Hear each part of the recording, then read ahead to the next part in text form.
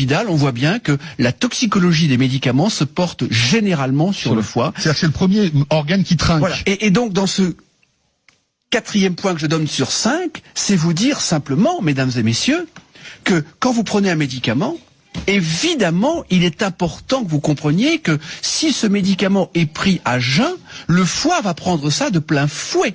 Donc, d'une façon générale, il faut prendre des médicaments au moment des repas, et notamment pour les feralgan, et notamment pour le paracétamol, qui est un médicament qui est pris par certaines ou par certains comme des bonbons.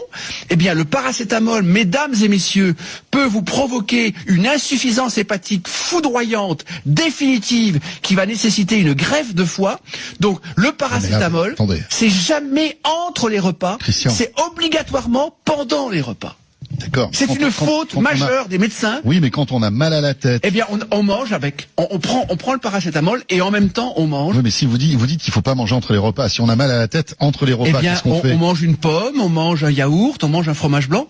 Avec, ça permet d'accompagner et de préserver le foie parce que si vous voulez, je connais des patients. En gros, pas de Doliprane à jeun, quoi. Voilà, jamais, pas de paracétamol entre les repas. Et si vous prenez un paracétamol, l'ibuprofène, même chose. Pareil, c'est encore pire. C'est une bombe nucléaire parce que c'est pas le fait de prendre un ibuprofène comme ça dans la vie. C'est quand on prend de l'ibuprofène, il y a des gens qui en prennent, mais vraiment tout le temps. Et ça, ça ne va pas. L'aspirine, c'est mieux ou pas ? L'aspirine, ça a surtout un impact sur l'estomac et ça fait saigner et ça peut donner des gastrites.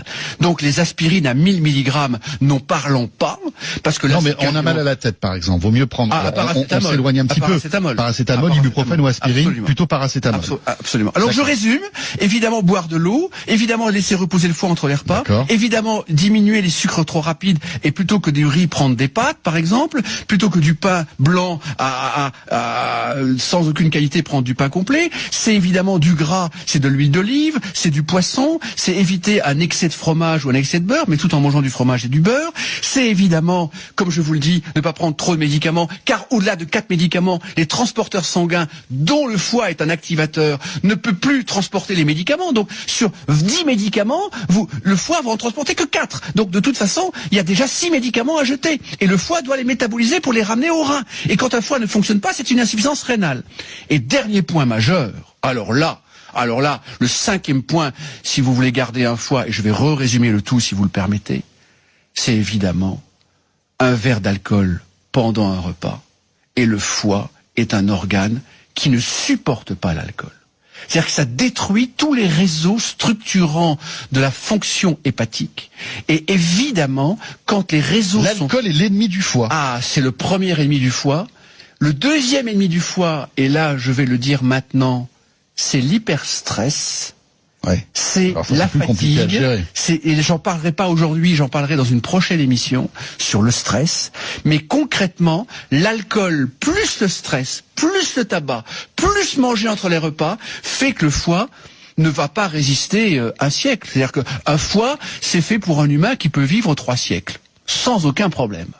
Mais quand un foie est agressé par l'absence d'eau, par le grignotage, par des sucres rapides permanents, par du gras en grande quantité, par concrètement des médicaments et par en plus un excès d'alcool entre les repas particulièrement, le foie ne supporte pas. Attention, quand vous dites un excès d'alcool, un verre d'alcool par repas, même si le sujet d'aujourd'hui n'est pas le sujet un verre de vin quand même. Oui, c'est ce que je dis, c'est-à-dire qu'un verre de vin par repas, ça va. Oui.